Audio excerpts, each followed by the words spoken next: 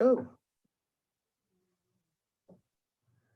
Good afternoon, everybody. I'm Charles Shapiro, President of the World Affairs Council of Atlanta. Today's program is Korea, U.S., Presidents Moon and Biden strengthen ties. Our panelists are two former U.S. ambassadors to Korea, Kathleen Stephens and Mark Lippert. I want to give a special welcome to Amiel Maceda, who's the charge of the Embassy of Madagascar to the United States. Mr. Yoonjoo Park, the Consul General of Korea in the Southeastern United States, arrived in Atlanta 2 weeks ago. Mr. Park joined the Korean Foreign Service in 1995. He's had postings in Washington, Tehran, Boston, Canberra, plus, of course, numerous assignments in the Ministry of Foreign Affairs in Seoul. He has his BA from Seoul National University, Korea's #1 university, and his master's in international business from George Washington University. Welcome to Atlanta, Mr. Consul General. Oh, thank you for welcoming me. Okay, and you've got some remarks to make, so over to you. Okay, so just I prepared my script actually. Ambassador Shapiro and Ambassador Stephens and Ambassador Lippert and the members of the World Affairs Council Atlanta.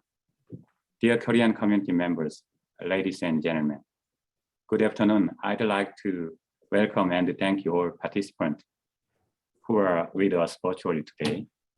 And thank you, Ambassador Shapiro, for your kind introduction. And congratulations. It would have been much better if we were able to have an in-person seminar, talking face-to-face. But however, with the rapidly increasing COVID-19 vaccine, distribution in our two countries, I am certain in the future, we'll be back to normal and able to interact with our friends as usual very soon. As Ambassador Shapiro kindly explained, I arrived here in Atlanta 2 weeks ago, and I can't thank you, everyone enough for the warm welcome I have received so far. I guess that's why so many people keep Georgia on their mind. It is truly the honor of a lifetime to be given the opportunity to serve as Korean Consul General in this great state. I feel blessed and really excited about the opportunity to work with all of you in this capacity. I'd like to offer special thanks to Ambassador Stephens and Ambassador Lippert for joining us today. And Ambassador Stephens and Ambassador Lippert were the most popular American ambassadors in South Korea because of their great contribution to the alliance and their tireless outreach effort. And they hold deep love for Korea and our people. Personally, I have wonderful memory of their activities, which was on air in Korean TV. And I remember Ambassador Stephens were going around our country with a bike, and Ambassador Lippert was a avid fan of Doosan Bears, so they were like celebrities in our country. President Moon and Moon Jae-in and President Joe Biden held their first bilateral summit in Washington, D.C. on May 21st. In every webinar, title choice was a crucial point to provide the significance of our topic. In that sense, today's webinar titled Korea-US President Moon and Biden Strengthen Ties is the perfect choice, I think.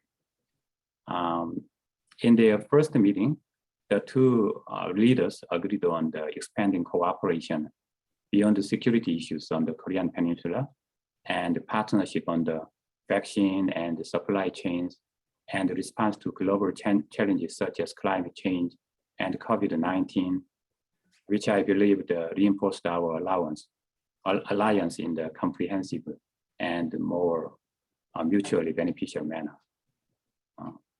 And as you know, the President Moon also visited the SK Innovations battery plant in Georgia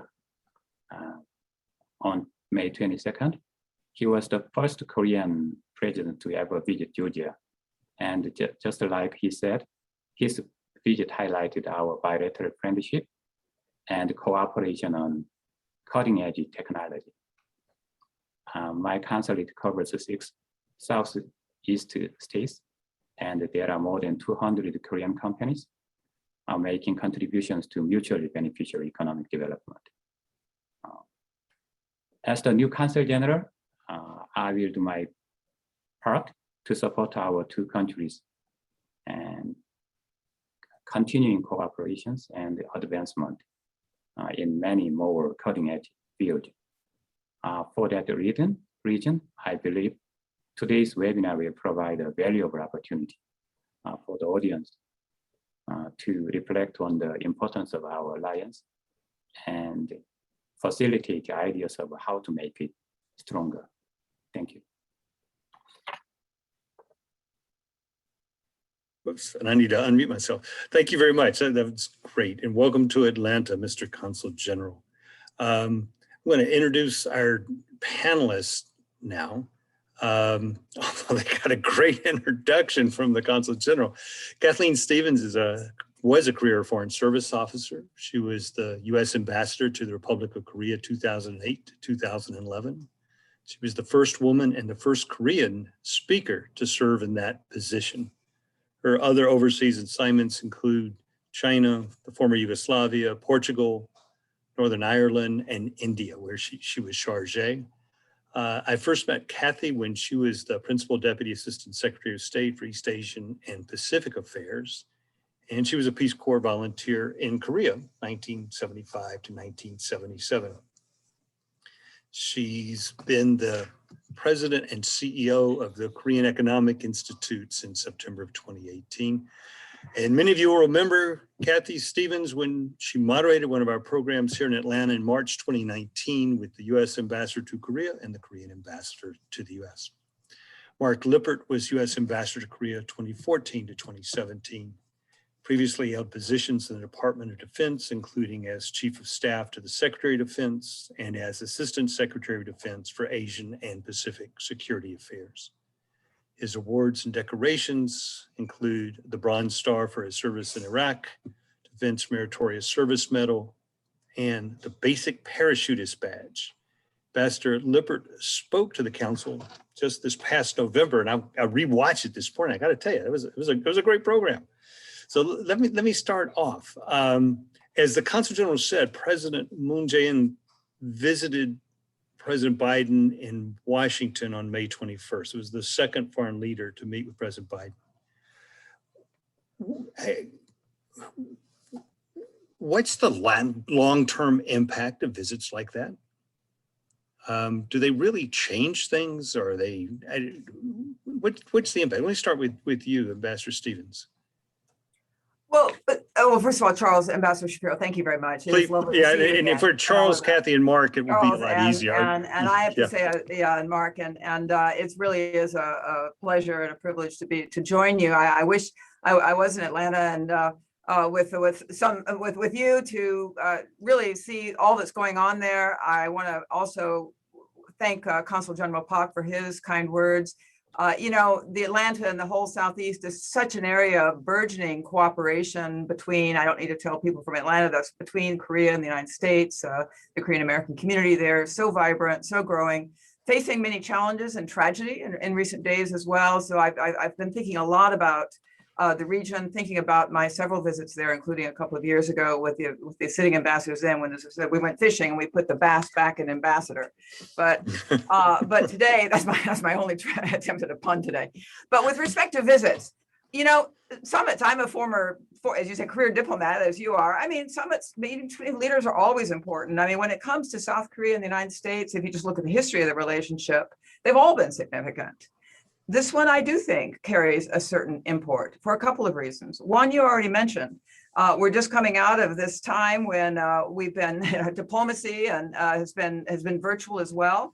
And the Biden administration made a very clear sort of choreography and decision, and not even before the summits, sending Secretary of State Blinken, Secretary of Defense Austin together already rather to Asia as their first visit, going to Tokyo and then to Seoul, and only then meeting with the Chinese on the way back in Anchorage, and then following up with President Biden's first in-person meetings, being first with the Japanese Prime Minister and then with the South Korean President. So to me, the message is very clear, and they keep reinforcing it, as President Biden did in Europe as well.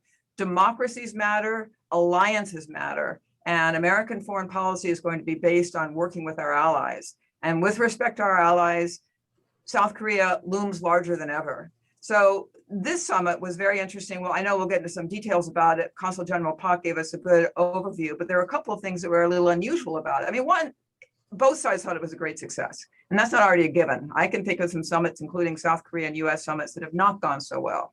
This went very well by any measure in both countries, and both leaders, I think, really also established an excellent relationship, and of course saw each other again in the UK just recently on the margins of the G7/G10. But two things. One is the statement that came out from the summit, which maybe only bureaucrats and people who go regularly to World Affairs Council meetings reading. One, it was really, really long, and that in itself is maybe not a great thing, but it is very comprehensive, and it actually talks about these very, very concrete areas where South Korea and the United States and our leaders have pledged to work together. Most of this is not entirely new, but it's really taking it to a new level with the leadership focus and with the breadth as well as the depth of it, whether it's the supply chain, climate change, you name it. And overarching that, of course, is a changed geopolitical environment and a desire to work together on the basis of shared values. And the second thing, I don't mean to make a speech here. You said no speeches today, but I'm a former bureaucrat. But the second thing is the investment element of this. President Moon brought with him a business delegation, and that's not that unusual. They actually made a pledge of something like $40 billion in new Korean investment in the United States, much of it, as you mentioned, or as Consul General Park mentioned, in the Southeast.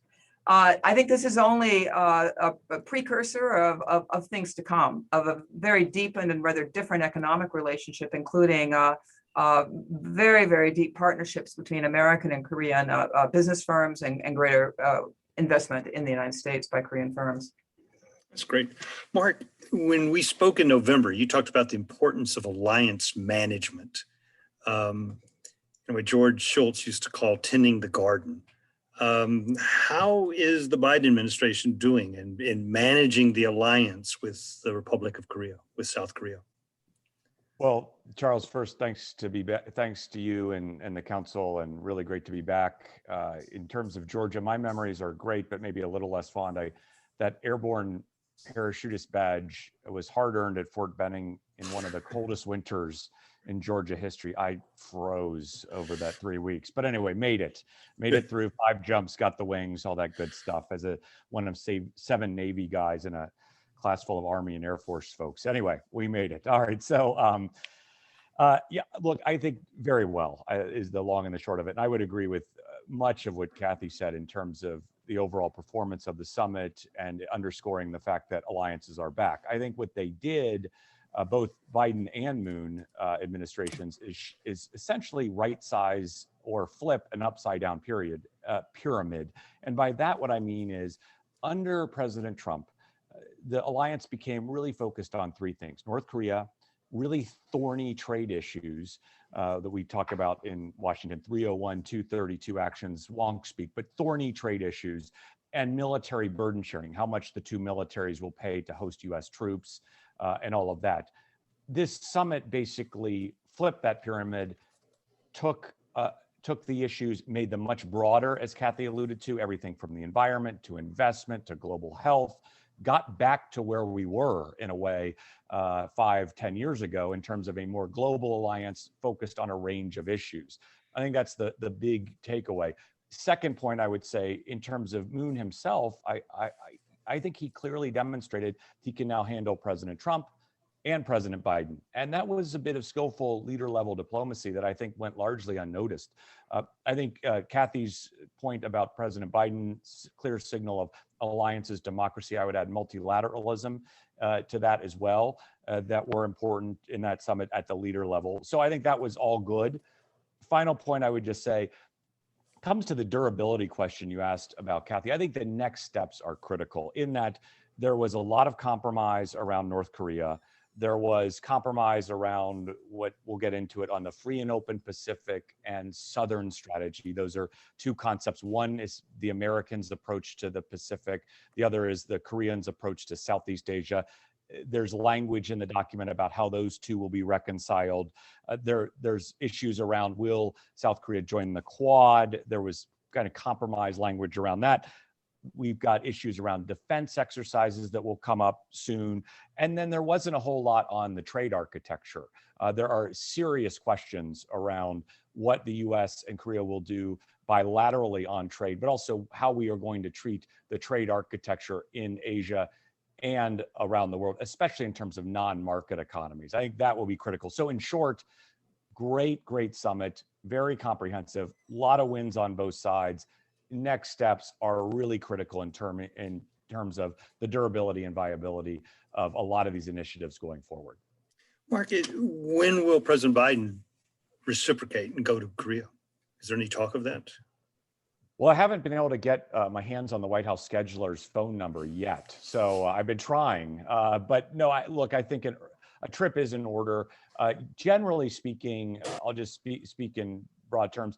There's a lot of Asian summits that arise, right? The summit calendars, and you can often, early days in an administration where the president's schedule, and having worked in the White House in year one of Obama, when the president's schedule is oversubscribed with summits, foreign leaders, 100-day domestic agenda, you're trying to find targets of opportunity to make that trip happen. It's really hard to get those foreign trips off. What I would say is I would look for targets of opportunity around, like I said, summits that compel the president to go to the region and maybe a side trip there. But also the fact that Korea got an early summit in person in the White House is huge. So I think I would look for an early reciprocal visit as soon as the schedule allows, but I wouldn't overinterpret length of time or all of that as a sign of importance. That signal was clearly sent by this summit early in the administration, in person, in the COVID environment. Kathy, let me ask you, Korea has elections next March. I mean, in the US, 6-8 months ahead of elections, we stop talking about anything else but the elections themselves. I mean, is there a window in Korea as well when they become so focused on Korean domestic politics that they pay less attention to the world? You know, I think the Koreans feel they never have the luxury of not paying any attention to the rest of the world because of their status as a very trade-dependent, outward-looking nation now, and because of the security threats they face and the importance of placing himself while in this geopolitical environment with heightened U.S.-China competition. So that's always there. I mean, this is they really don't have the choice of turning inward. But that said, yes, it's a presidential election. The president is a very powerful position in Korea. It's a one-term, 5-year presidency. So even more relevant, I think, in South Korea is kind of the lame duck phenomenon that every South Korean president since democratization, since the Constitution was introduced in 1987 with this pattern, has become a lame duck sometimes in the second half. So Moon Jae-in has actually done pretty well by historical standards the last 30 years and not being too lame too soon. But that is something that he's very, very aware of. It also certainly does mean that, and this is I think just pretty typical of elections in general, that it is the pocketbook issues, if you like, and now it's the issues of coming out of the pandemic of how is the Korean economy going to recover, issues of fairness, inequality, a huge rise in real estate prices. Those are the things that are already in the headlines, and I think will be more of the driving issues in this relationship. And I would say in particular, in a way, because Moon Jae-in coming back has sort of shown he's done something, I think, good for his party, if you like, and saying my party, is able to manage the alliance. That's important. But they're going to face the now opposition party, which is called these labels are even more misleading in Korea than they are in the United States. The Conservative Party, which tends to present itself as the safer pair of hands with respect to the alliance, with respect to global affairs. So that's kind of a long way of saying, yes, it's already there. But the election season in South Korea is quite different. Nobody has really any idea who we could say this, the U.S. more recently too, but who's going to be the nominee. And one of the big questions, though, is what happens to the president when he leaves office? Because you didn't really ask this question, but I mean, Korea's, I think, sort of weakness in its democracy is that every time a president stepped down after 5 years, it hasn't gone well. In terms of living in, if you like, peace and safety after stepping down. So this is going to be a very important election for Korea, and they will become, generally speaking, absent shocks, which will probably come whether from North Korea or the outside world, a little more focused on how will things play out for the election. So, for example, last point, it may be hard for the South Korean president to have much space to move on the issue of improving relations with Japan, unless he can kind of place that in a different kind of domestic political environment, notwithstanding the priorities the Biden administration clearly attaches to that, notwithstanding the fact it would clearly in many ways be in South Korea's interest to try to do that. That may also, by the way, apply to the fact that Japan's going to be having elections at some point as well. Sure. Mark, how is the Korean economy done? I mean, how have they managed through COVID? I mean, and just so everybody in the audience knows, the Korean economy is $1.6 trillion. I mean, it's a gigantic economy. It ought to be part of the G7 if you did the G7 according to math, right? How have they done? I guess I would say, to the extent nobody's really done that well in managing through the economy. It's been really tough. It's tough sledding. But by and large, I would say the Koreans have battled COVID very effectively, and that has allowed a reasonable amount of economic activity to continue on. The numbers aren't great, as one would suspect, coming through this virtually unprecedented period. But I think you have to look at them in terms of the rest of the world and an economy that's heavily dependent on trade. So I think by and large, through the pandemic, through skillful management of the COVID issue, I think that the economy's done relatively well. I think there were questions among mainstream Korean economists, left and right, in terms of the macroeconomic policy headed into COVID. There were questions about macroeconomic policies in terms of doubling of the minimum wage, curtailing the amount of overtime hours. There were a host of things in terms of regulatory, labor types of policies, regulations, things of that nature that some would argue held the Korean economy back, were overly specific to Korean, and didn't facilitate enough foreign direct investment. So I think there is the question extant that I think, as Kathy alluded to, the conservatives will seize on coming out of the pandemic.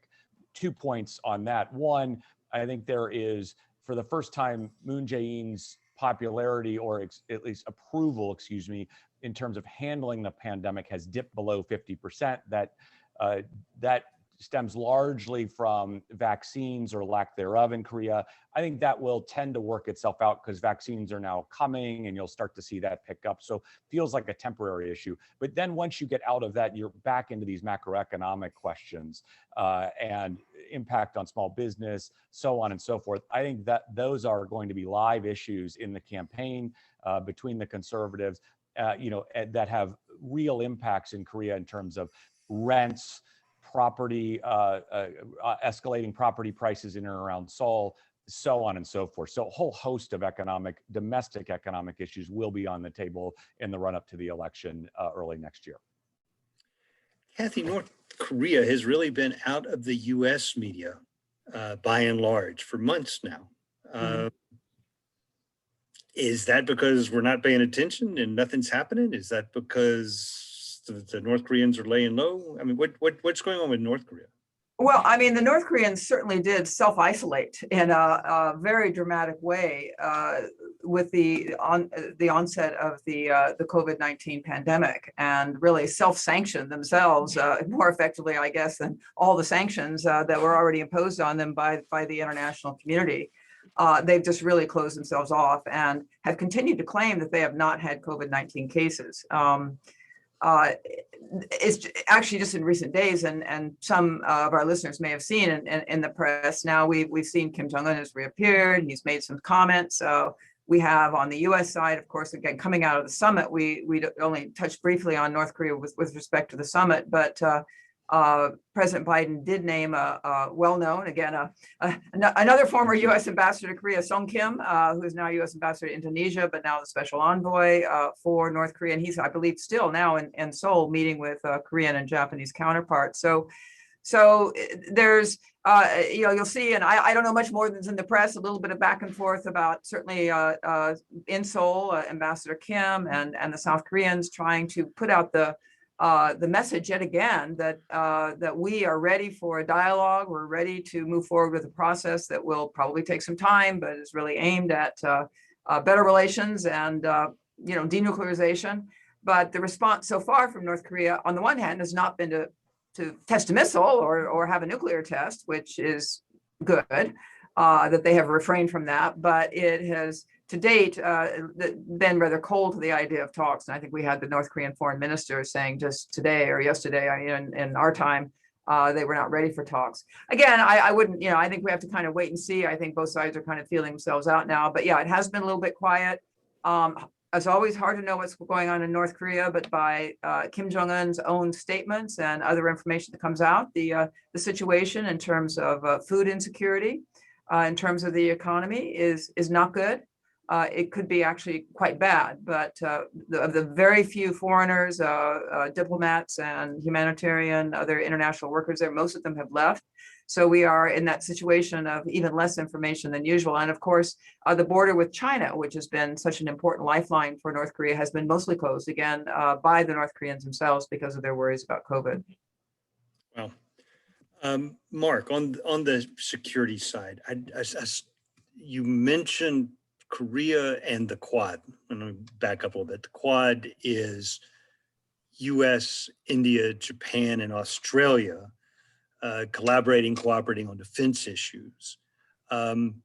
Is the Republic of Korea, South Korea, interested in collaborating with the Quad, becoming part of the Quad? And I see they're constructing an aircraft carrier. Is that part of what's going on? Sure, Charles. Let me deconflict the two. First, what I would say on the Quad, I don't think anybody has a very good answer on what the Quad is now or what it will become.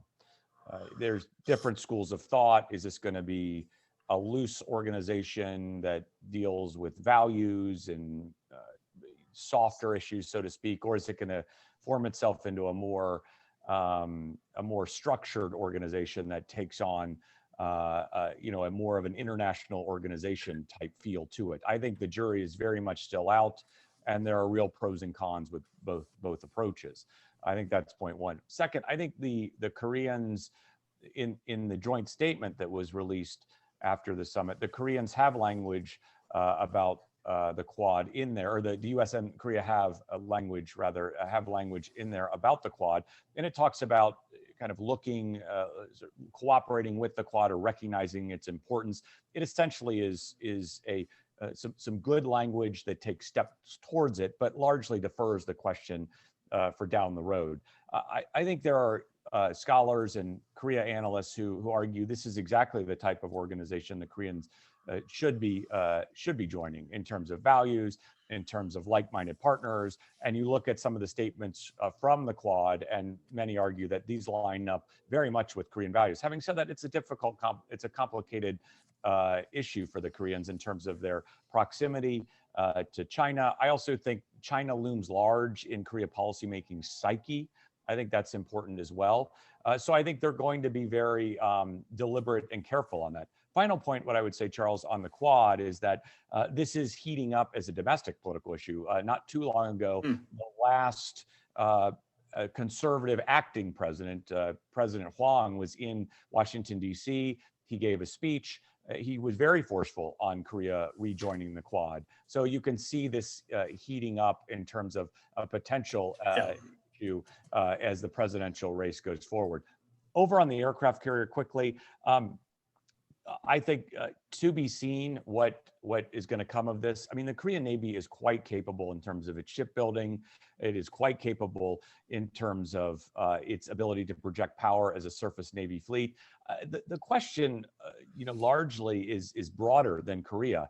It's a question of the future of aircraft carriers in modern combat. A lot of people are saying we really need to invest heavily in submarine technology. It's just too lethal. Others argue, hey, if you get enough electronic warfare up and you can jam all of this anti-surface missiles and countermeasures aimed at aircraft carriers, the aircraft carriers can be effective. I think the question there is going to hinge, I think, largely on three things: cost, number one; number two, the future efficacy of aircraft carriers or light amphibious carriers in surface warfare; and finally, I think in terms of there is a national power projection element that does come with having an aircraft carrier. So all three of those will be, I think, in the decision-making mix for the Ministry of National Defense and up to the Blue House as they sort through this issue. Let me get off the stage by saying, remember, not too long ago, the Koreans were talking about building a nuclear submarine just about 2 or 3 years ago. And that seems to have been shelved or at least put on the back burner for now. We're going to go to questions from the audience in a minute. I want to urge the audience to not send them by chat, but via the Q&A function, and make them short, please. Please give me a break by making them short. So Kathy, I'm going to start with you and then Mark. I want, we are all bureaucrats. We write memos to our superiors and tell them what to do, which often they ignore.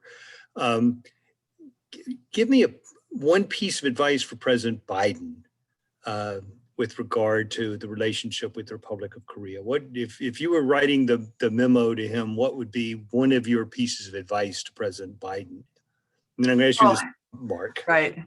Actually, before I do, I just want to underscore now, because I think it's so important, a couple of points that Mark made. I mean, one about South Korea's kind of military capability, because I think it got a little bit lost in all the attention to how much were they willing to pay or should pay for U.S. troops being there, and that we can kind of reduce to that very simplistic question. And actually, what South Korea has been doing for the last decade plus under progressive and conservative governments is building its own military capacity and moving beyond a kind of an army-based sort of military, very dependent on the U.S., to a Navy with capabilities, to greater technical capabilities. And they've been investing very much in that. And there are a lot of reasons for that. We thought, and I also, if I could also make just another point about the Quad, and I think Mark made it, but I just wanted to kind of sharpen it and say, And yes, I mean, there's a tremendous debate going on in Korea about joining the Quad, not joining the Quad. This is really the debate about something, again, very existential and historic for Korea, which is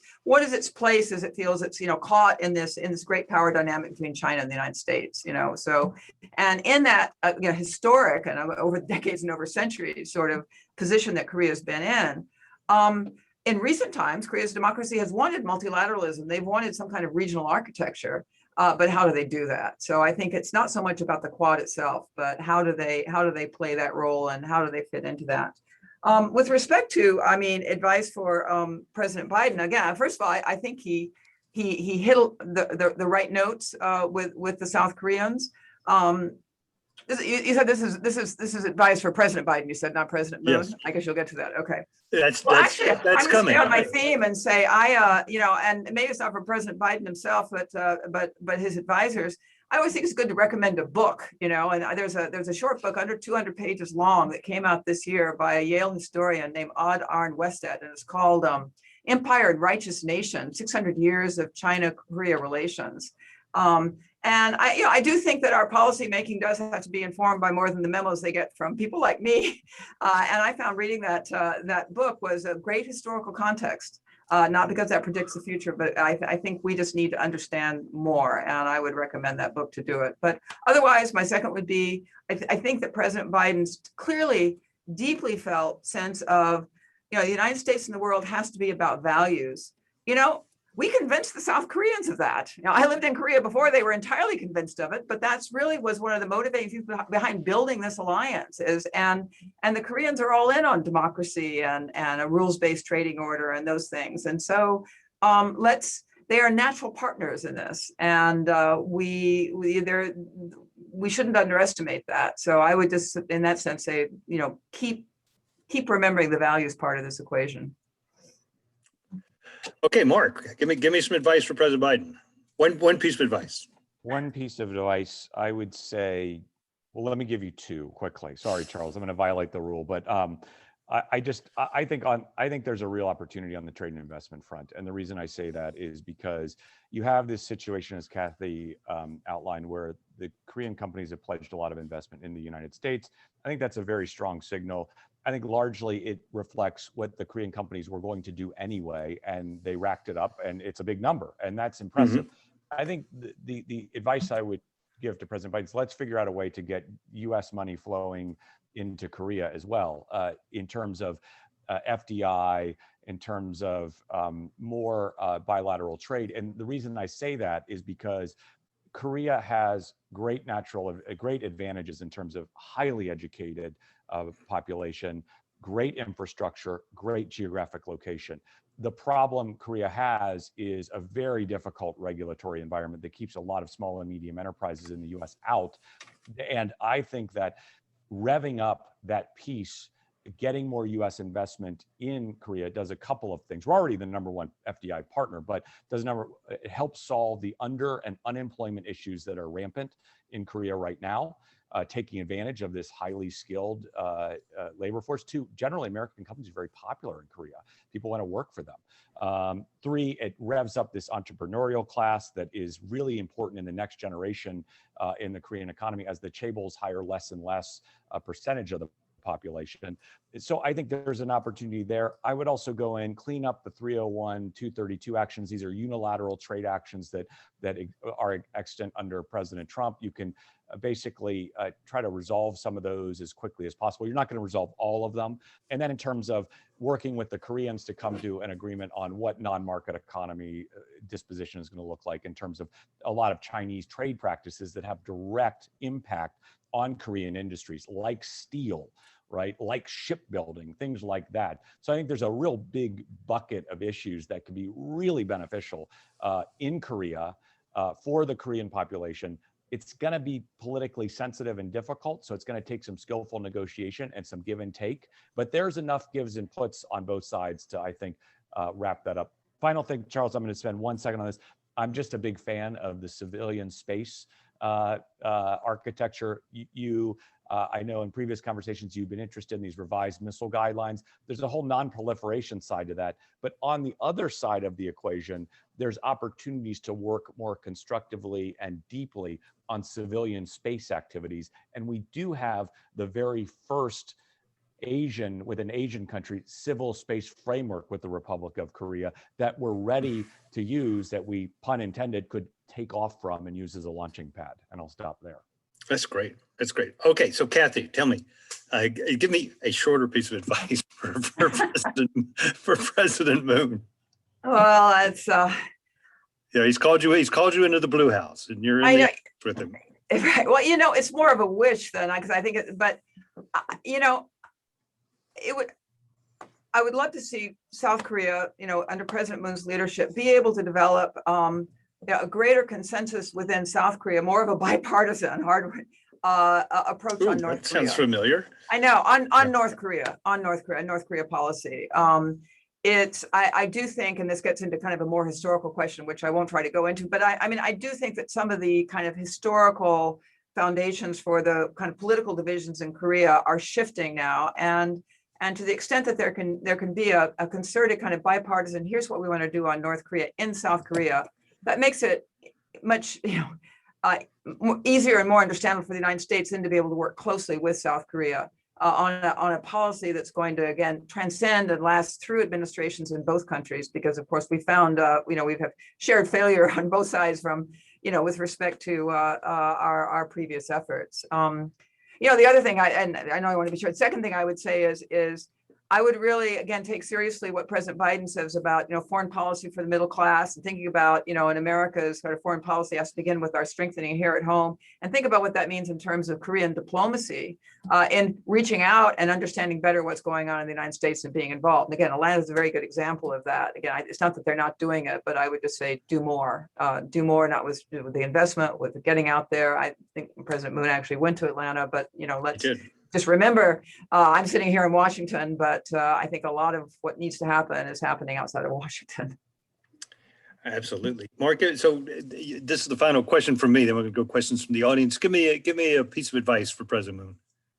Okay, I'll be much shorter this time. I'll say I would like to see them find a comfortable consensus on China, and moreover, take that consensus and be able to fold it into some sort of multilateral contact group or consensus-driven organization. In other words, and I think the key here is that I don't think you'll never get to sort of 100%, because China's always going to be a tough issue. But I think you can get to a place where it's just less of a live issue, number one, and number two, it becomes more. The Koreans will become more comfortable in their decision making, and get them out of, I think, a hedging strategy, because if you hedge, it ends up being a series of ad hoc decisions, and it's hard to run longer term policy making on that basis. So up to them where they land, but I think trying to get a little more comfort and consensus around this question, I think is important.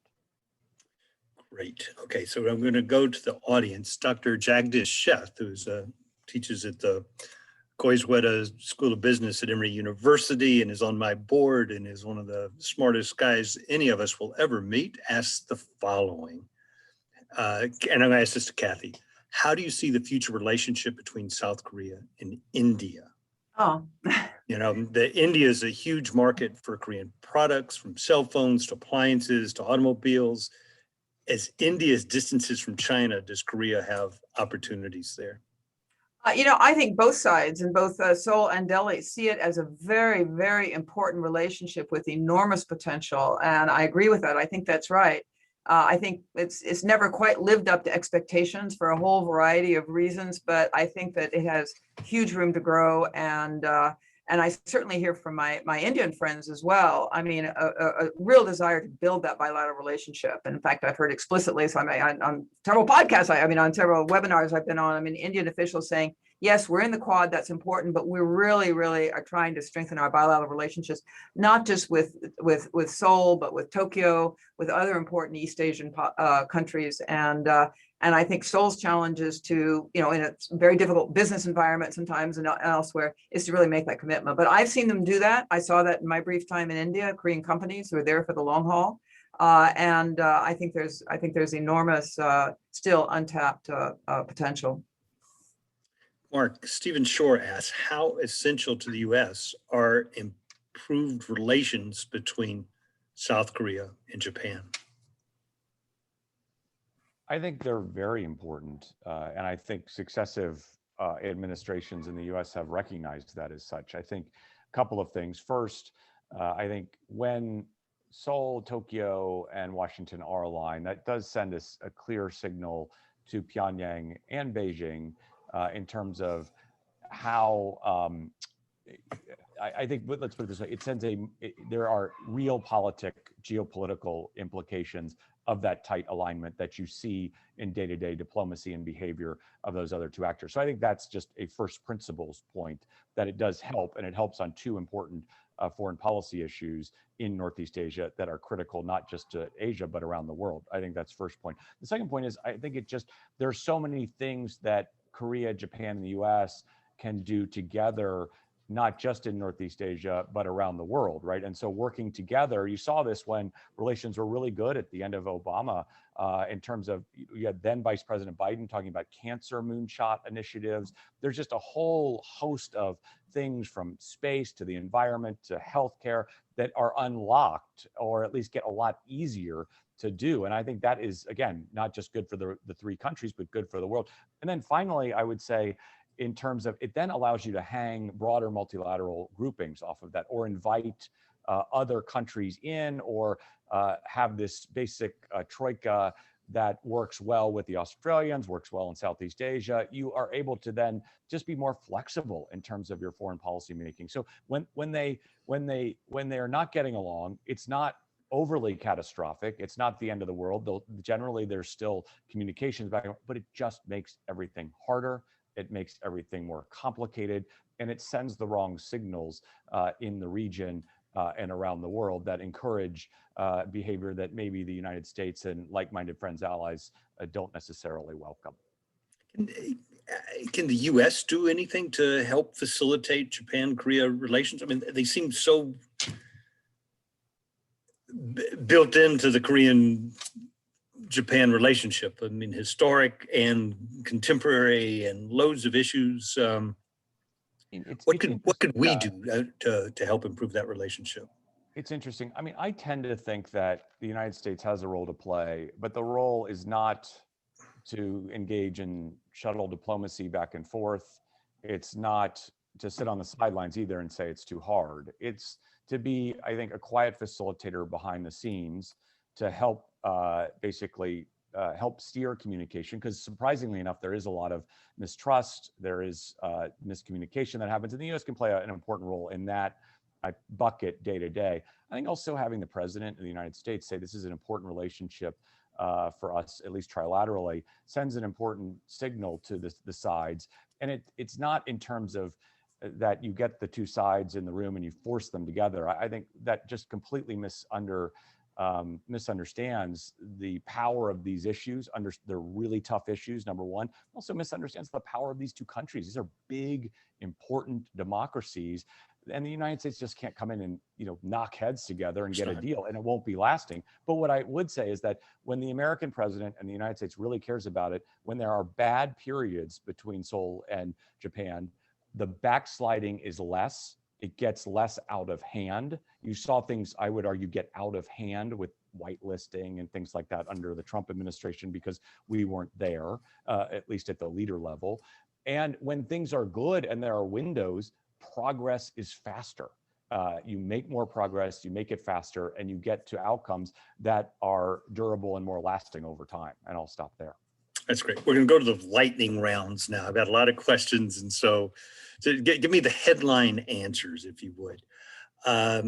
Michael Mudler asks, is Korea in a better position to produce semiconductors than the U.S.? World needs more. Samsung has got the second largest market share in the world after Taiwan and just before Intel. We don't have the trained workforce. Should we turn to more semiconductors? Yeah. No, I mean, South Korea, and then Mark was talking about some of the reasons but yes, they're in it and they're going to expand it, but they're going to expand it in the U.S. That gets into part of the supply chain issue. This is part of the big investment in the U.S. And I expect to see more Korean investment in foundries in the U.S. But yes, they're in an excellent position, but in partnership with American companies, and they're very interested in doing that. That's great. Mark, the Young Tae Kim asks, the day after tomorrow will be the 71st anniversary of the Korean War. When do you expect the declaration of the end of the war to be made? And please explain to those of us who don't follow this issue, why is that important? Okay, Kathy, correct me if I'm wrong here, but so you have the end of the Korean War, and you really don't ever have a peace treaty. You have an armistice, and the armistice was generally thought of to be temporary, and the United Nations, which, remember, the Security Council authorized a military intervention. The Russians, then the Soviets, weren't at the Security Council that day. And so actually, technically, it was a UN intervention.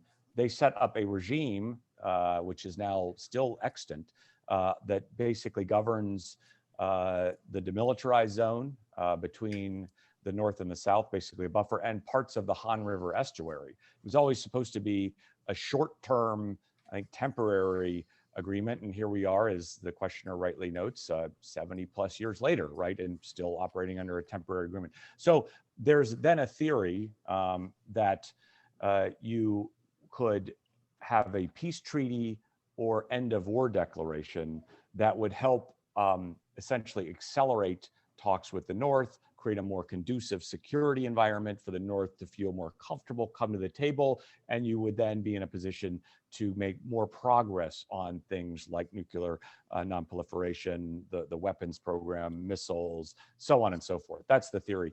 I think the reality is that was largely offered during these summits, or at least talked a lot about, depends on whose version of events you believe. But it appears that the North just did not have a lot of interest in an end of war declaration. The South, I think you can argue, was quite interested in trying to advance this proposition. But I think in the end, the US was agnostic to slightly negative. I guess you could argue at times positive, depending on who you talk to. But the North just didn't really have an interest. Their principal interest in these summits was sanctions relief and elevating Kim Jong-un on the same stage as the American president.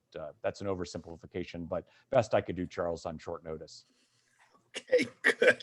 Kathy, John Lee asks about Special Envoy Sung Kim, who said the U.S. is ready to sit and talk with North Korea without any conditions.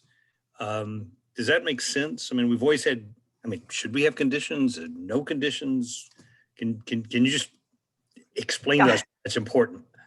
I mean, I think that is the right thing to say right now, because getting to the table is important. And actually, one thing I think that is maybe a benefit of what we've been through the last several years is that within the United States, some of this sense that, oh, you shouldn't talk to the North Koreans. I was involved in the six-party talks when, we weren't allowed to meet with the North Koreans except under the most strict of circumstances, including having a Chinese chaperone in the room. Mm-hmm. But now there's a talk. No, we can sit down and talk. And I think that's important. Do you make progress? It does depend then on what people are willing to do. But right now, I think that there's an eagerness, which unfortunately the North Koreans don't seem to share at this point, but maybe they will, to have some kind of dialogue, some kind of communication to use every channel. That's what diplomacy is. So I'm all in favor of it. And can I say, because it kind of gets to it on, just to add to Mark's explication about the end of war and so on. I'm just drawing from my time in Northern Ireland and the Balkans. In negotiation, Charles, this as a diplomat. These things are never over. You need to do things. Whether it's declaring into the war, have presidents do things, go to Congress, do things that are going to build a peace, but it's a process. It's a process. And the problem we've had in North Korea, we've never gotten a sustainable process that has moved. We've moved forward and then it's dropped. So getting a sustainable process could involve a lot of things, but it's going to involve meetings, it's going to involve declarations, it's going to involve a whole lot of levels of things, but that's what we've got to do, and it's going to take some time. Yeah, and I got to add here, sort of the diplomat's point that talking to people isn't a gift, right? Is it particularly when you have problems with another country, that's when you want to talk to them. Right? Exactly. That's why you have diplomats and embassies, and exactly. Anyhow, easy to talk to your friends, but it's much easier to talk to your friends. I want to thank both of you. This has been a great program, and we're going to have. I think we're going to have you back in 6 months. This has been terrific. Learned a lot. There's always so much more to learn. I want to thank you. Consul General Park, I'm going to ask you to turn your camera back on if you're still with us. I want to thank you and welcome you once again to Atlanta. To our audience, we're going to put this program up on our YouTube channel, hopefully within an hour and a half. Please share it with your friends and colleagues, and please subscribe to our YouTube channel so you'll get notification when our programs are there. And more importantly, join the World Affairs Council. Better yet, get your company to join. You don't have to live in Atlanta to join the World Affairs Council. We've got some upcoming programs next week on June 30th at noon Eastern Time, a program on Nigeria, human rights and freedom of speech under siege with Kehinde Togun, Senior Director, Policy and Government Relations with an organization called Humanity United. On July 8th, we have a program India Rising with Ken Juster, who was the U.S. ambassador to India for the past 4 years until January, left with the transition and the new administration. And this is talking about, if you're interested in the Quad, we're going to talk about the Quad. That's going to be great. I want to thank Deputy Consul General Yoonjoo Park, with whom I've been working to put this program together, Valerie Lopez DeFrank, our producer, Laura Brower, our social media specialist, Henna Riddy, our interim program director, and our intern, Josephine Steenbergen. Thanks again to Ambassador Kathleen Stephens and Ambassador Mark Lippert. This has been amazing. And once again, welcome to Atlanta, Consul General Park. We look forward to working with you and wish you all the best during your posting here. I hope you're here for 4 years. 5. I hope so.